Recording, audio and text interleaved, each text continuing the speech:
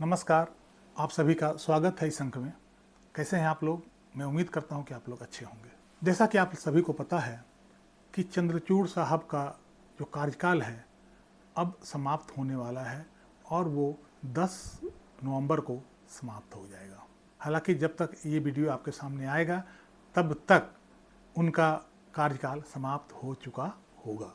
ऐसे समय में चंद्रचूड़ साहब अभी तक जितना भी मुकदमा का सुनवाई कर चुके हैं और जिनका ऑर्डर रिजर्व रखा हुआ है उन सभी का आदेश वो पारित कर रहे हैं और लगातार नया नया आदेश वो पारित करते जा रहे हैं। अपने सुने हुए सारे मुकदमे का आदेश उन्हें पारित करके जाना है।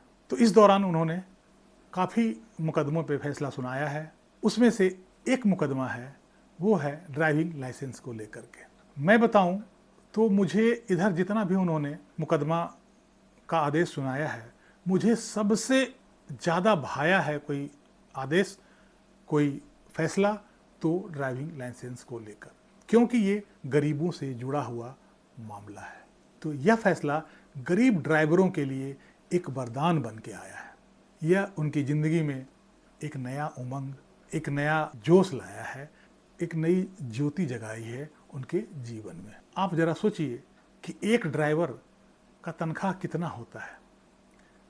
12,000, 14,000, 15,000, 18,000, इससे ज़्यादा छोटे गाड़ी चलाने वालों का तनख्वाह नहीं होता है।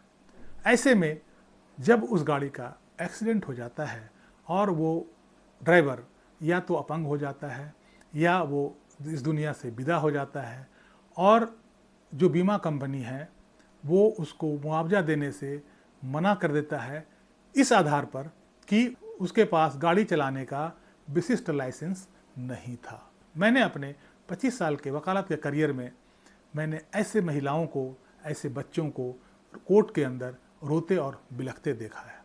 तो मैं उस दर्द को महसूस कर सकता हूँ और आज मुझे बहुत ज़्यादा खुशी हुई है कि चंद्रचूड़ साहब ने ऐसा जजमेंट सुनाया है, और वो भी कॉन्स्टिट्यूशनल बेंच का, मतलब 5 जजों का बेंच, इसको हम लोग कॉन्स्टिट्यूशनल बेंच कहते हैं।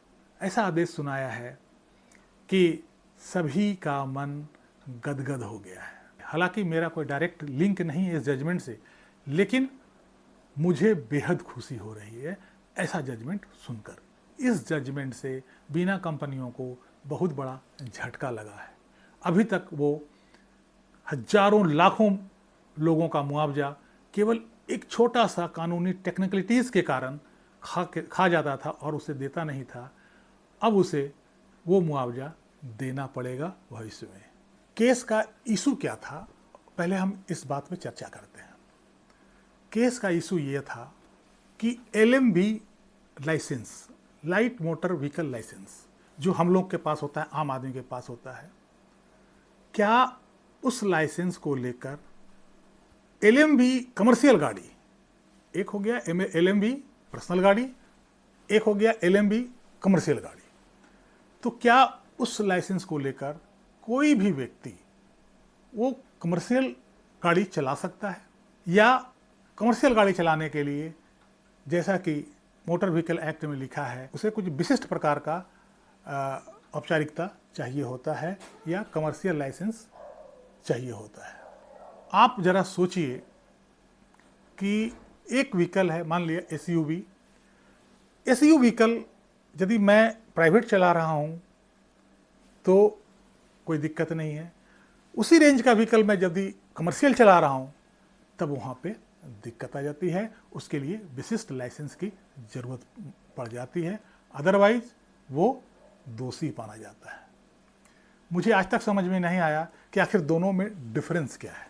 गाड़ी वही है, गाड़ी उतना ही रेंज की वो है, उतना ही बड़ी ये है, लेकिन दोनों का लाइसेंस में अंतर क्यों है? इसका कोई औचित्य नहीं है। एक ही प्रकार के गाड़ी का कमर्शियल होने पे उसके लिए किसी विशिष्ट लाइसेंस का होना ये कुछ उचित नहीं लगता है।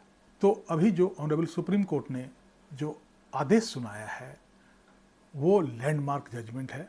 सुप्रीम कोर्ट में जो मैटर आया था उसका टाइटल है Bajaj Allianz general insurance company versus Rambha Devi and another, civil appeal number 841/2022। 2008।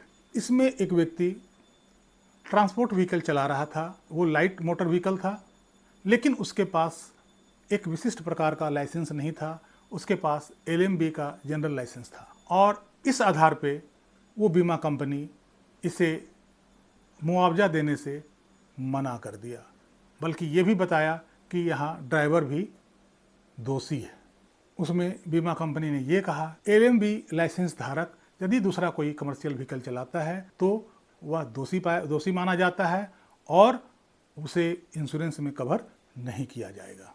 Honourable supreme court ने सारी दलील सुनने के बाद उसने अपना फैसला सुनाया और कहा कि यदि किसी व्हीकल का वजन, अनलोडेड वजन मतलब खाली गाड़ी का वजन 7500 किलोग्राम से नीचे है तो वो लाइट मोटर व्हीकल के अंदर आएगा, जिसके लिए किसी विशिष्ट लाइसेंस की ज़रूरत नहीं होगी। सुप्रीम कोर्ट ने यह भी कहा कि फॉर लाइसेंसिंग पर्पस कि LMB और transport vehicle are not entirely different और सेपरेट क्लास, इसलिए दोनों को एक ही समान माना जाएगा, जिसके लिए अलग लाइसेंस की कोई ज़रूरत नहीं होगी।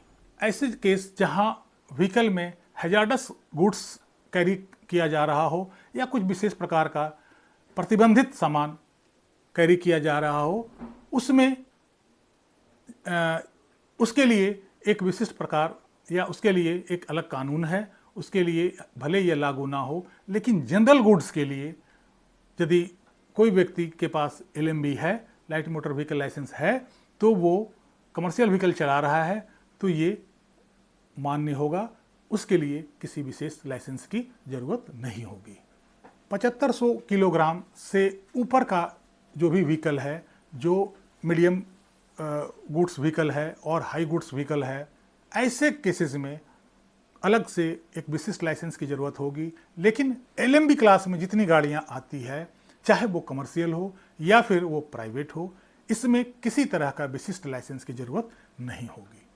हालांकि सुप्रीम कोर्ट की 3 जजों की बेंच ने 2017 में भी ऐसा ही जजमेंट सुनाया था, Mukund Dewangan versus Oriental Insurance Company. इसमें भी 3 जजों की बेंच ने कहा था कि 7000 किलोग्राम से नीचे के जो व्हीकल है, जिस गाड़ी का अनलोडेड वजन 7000 किलो से नीचे है, ऐसे व्हीकल को चलाने के लिए चाहे वो कमर्शियल हो या वो प्राइवेट व्हीकल हो, इसके लिए किसी भी तरह का विशिष्ट लाइसेंस की ज़रूरत नहीं होती है। अब जरा आप ये सोचें कि एक व्यक्ति, एक साधारण गरीब सा व्यक्ति बड़ा मुश्किल से एक लाइसेंस बनवाता है और वो गाड़ी चलाता है, जिसमें अगर कहीं कोई दुर्घटना हो जाती है और उस गरीब व्यक्ति को यह कहकर मुआवजा खारिज कर दिया जाता है कि उसके पास कोई वो विशिष्ट लाइसेंस नहीं है, तो सोचिए कि उस गरीब पर क्या बीतता होगा। आज सुप्रीम कोर्ट ने ऐसा जजमेंट, ऐसा आदेश सुनाकर उन गरीब ड्राइवर के परिवारों का या उन गरीब लोगों का बहुत बड़ा भला किया है और इसके लिए मैं ऑनरेबल सुप्रीम कोर्ट का बहुत बड़ा शुक्रगुजार हूँ। इस अंक में यहीं तक। कैसी लगी ये जानकारी कमेंट बॉक्स में ज़रूर लिखिएगा, वीडियो को लाइक कीजिएगा, चैनल को सब्सक्राइब कर लीजिएगा। मिलते हैं अगले अंक में, तब तक के लिए जय हिंद, जय भारत।